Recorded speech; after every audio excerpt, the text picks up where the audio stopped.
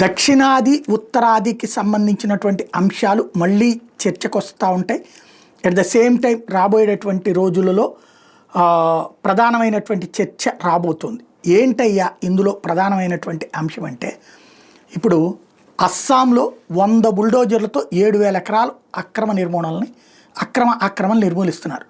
ఢిల్లీలో massive evacuation నడుస్తుంది, గుజరాత్లో నడుస్తుంది, ఉత్తరాఖండ్లో నడుస్తుంది. 6,000 ఎకరాలు ఇప్పటికీ క్లియర్ చేయించారు. ఉత్తరప్రదేశ్లో 64,000 ఎకరాలు ఇట్లా అక్రమాలను తొలగించారు. అలాగే బంగ్లాదేశీల్ని 25,000 మందిని డిపోర్ట్ చేశారు.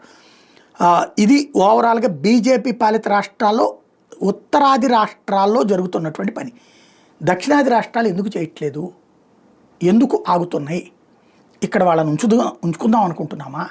వాళ్ళ వల్ల ఏం ప్రాబ్లం లేదనుకుంటున్నామా? వాళ్ళ జోలికి వెళ్తే ఓట్లు పోతున్నాయి అనుకుంటున్నామా? ఇది తేల్చుకోవాల్సిన టైం.